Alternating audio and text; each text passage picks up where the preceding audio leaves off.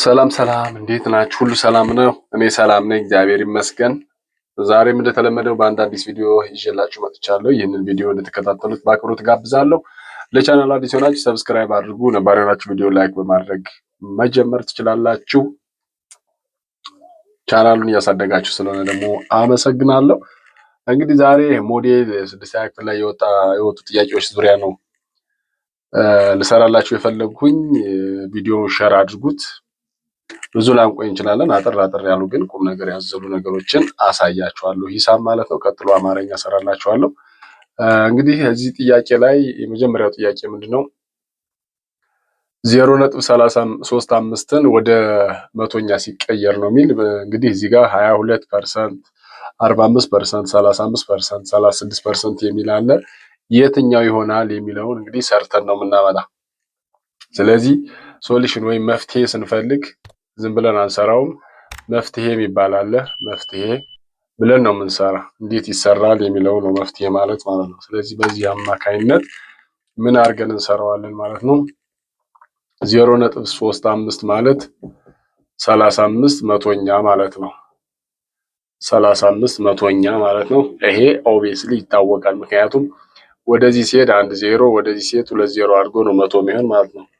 ስለዚህ ይሄ ማለት 35 0.35 ማለት 35 መቶኛ ነው ማለት ነው። 35 መቶኛ ነው።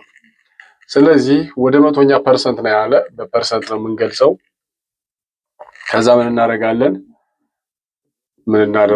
ማለት ነው 35 መቶኛ ሲባዛ በመቶ ፐርሰንት ማለት ነው። መቶኛ ማለት ፐርሰንት ማለት ነው። ስለዚህ ይሄ በዚህ ይጠፋል፣ ይሄ በዚህ ይጠፋል፣ ይሄም በዚህ ይጠፋል። ስለዚህ የሚቀርልን 35% ነው ማለት ነው። 35% ነው። የተሰጠውን ቁጥር ወደ መቶኛ ለመቀየር መጀመሪያ ወደ ክፍልፋይ መቀየር፣ በክፍልፋይ ከገለጽን በኋላ በመቶ ማባዛት ነው። በመቶ ማባዛት ይሆናል ማለት ነው። በመቶ ማባዛት ይሆናል። እንደዚህ አይነት ጥያቄዎች ሲሰጡ እናንተም በዚህ መሰረት መስራት ትችላላችሁ ማለት ነው። ስለዚህ መልሳችን የሚሆነው ይሄኛው ነው ማለት ነው። ይሄኛው ይሆናል።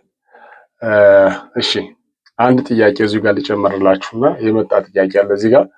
ይሄም እንዴት እንደሚሰራ እንይ። ለምሳሌ እዚህ ጋር ምንድነው ያለው? 0.72 ወደ መቶኛ ሲቀየር ነው የሚል 720% ለ620% ሀመርኋ 72% 90% ነው ያለው። ስለዚህ ይሄም በዚህ መልኩ አብረን መስራት እንችላለን። ስለዚህ ግዴታ ይሄም ምንድነው የምናደርገው? 0.72 ማለት 1 0 2 0 አድርገን 72 መቶኛ ነው የምንለው። ወደ ፐርሰንት ቀይሩት ነው፣ ወደ መቶኛ ቀይሩት ነው። መቶኛ የሚለው ፐርሰንት ነው፣ ሲባዛ በመቶ ፐርሰንት እንለዋለን። ከዚያ ይሄን በዚህ እናጠፋለን። ቀጥታ ምን ይሆናል? 72% የሚል ይቀራል ማለት። ስለዚህ መልሱ ይሄ ነው ማለት ነው። መልሱ ይሄ ነው። አሁን ይሄኛው ፐርሰንት 6ኛ ክፍል ላይ የወጣ ሞዴል ጥያቄ ስለሆነ ተማሪዎች ብታዩት ይመረጣል። በዚህ መልኩ ነው የምትሰሩ። ምንም ግራ መጋባት አያስፈልግም። መጀመሪያ ወደ ክፍልፋይ መቀየር ነው። ይሄ ማለት 0.75ን 72ን ወደ ክፍልፋይ መቀየር 72 መቶኛ ማለት ነው። ከዛ በኋላ ዝም ብላችሁ በምንድነው በ100% ማብዛት፣ በ100% ማብዛት። ከዚያ በመቶ ሲጠፋ 72 ብቻውን 72% ይቀራል ማለት ነው። 72% ይቀራል። በዚህ መልኩ መስራት ትችላላችሁ። ከዚህ ቀጥሎ ሌላ ጥያቄ ልስራላችሁ። እሺ ይሄኛው ደግሞ ሌላኛው ጥያቄ ነው። ሰርተን የምናገኘው ነው ማለት ነው። የአንድ ሙሉ ቁጥር 1/4 51 ቢሆን ቁጥሩ ስንት ነው ይላል። 200፣ 208፣ 204 እና 105 ይላል። ይህም ተሰርቶ ነው የሚገኝ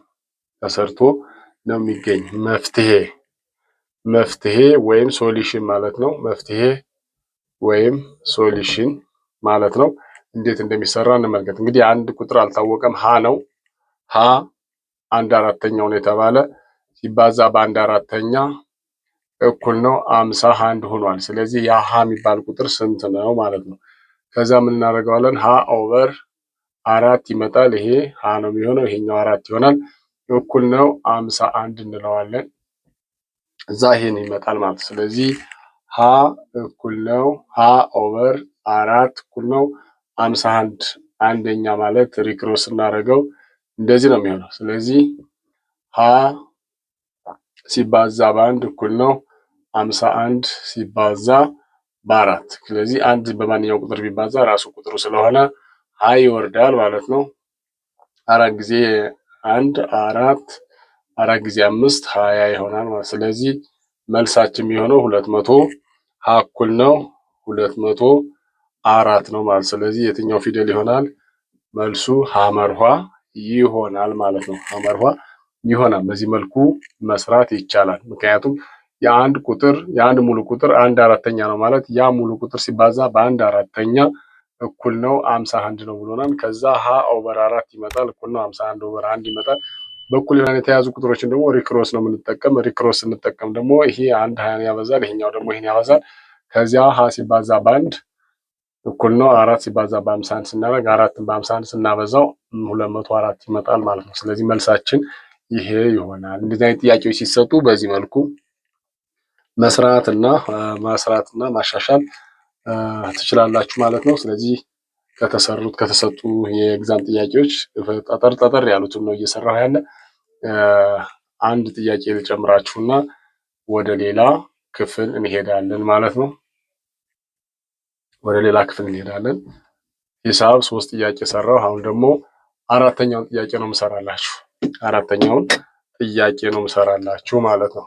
እየመረጥኩ ነው የምሰራው። እንግዲህ ሙሉን አይደለም፣ በጣም ይበጃሉ የምላቸውን ጥያቄዎች ነው እየሰራሁ ያለ። ስለዚህ በአራተኛ የመረጥኩላችሁ ጥያቄ ደግሞ ይሄ ነው። ይሄ ደግሞ ምንድነው የሚለው 120 ኦቨር 140 ዝቅተኛ ሂሳባዊ ቃል ስንት ነው ማለት ነው። ሲቃለል ነው ያለው። እዚህ ጋር የተዘረዘሩት ምርጫዎች አሉ። ለምሳሌ 8/7ኛ፣ 24 8ኛ፣ 6/7ኛ እና 8/6ኛ የሚሉ አሉ። ከነዚህ ውስጥ የትኛው ይሆናል ነው እንግዲህ ሰርተን ነው የምናመጣው። ይህንንም እንዴት ተሰርቶ እንደሚመጣ ማየት ትችላላችሁ። ቀጥታ ምንድነው ማድረገው?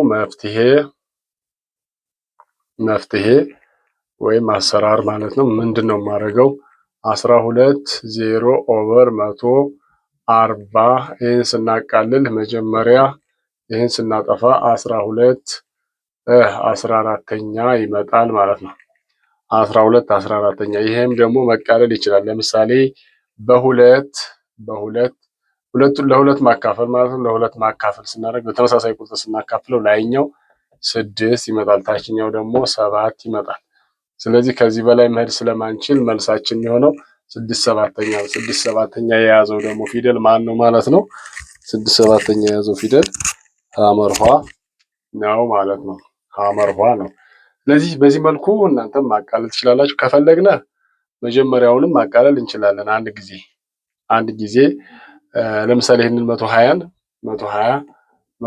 ኦቨር 140 በስንት ማቃለል እንችላለን መሰላችሁ? በዚህ ማቃለል እንችላለን። በዚህ እናቃልና ይሄ ይቀርልናል። ይህንን ደግሞ በሁለት አድርገን 6/7ኛ ይሆናል ማለት ነው። ለነበረን ቆይታ ከልብ አመሰግናለሁ። በሌላ ቪዲዮ ተመልሼ እስከምመጣ ሰላም ሁኑልኝ ውዶች፣ ወዳችኋለሁ። ይመቻችሁ። ቻው ቻው።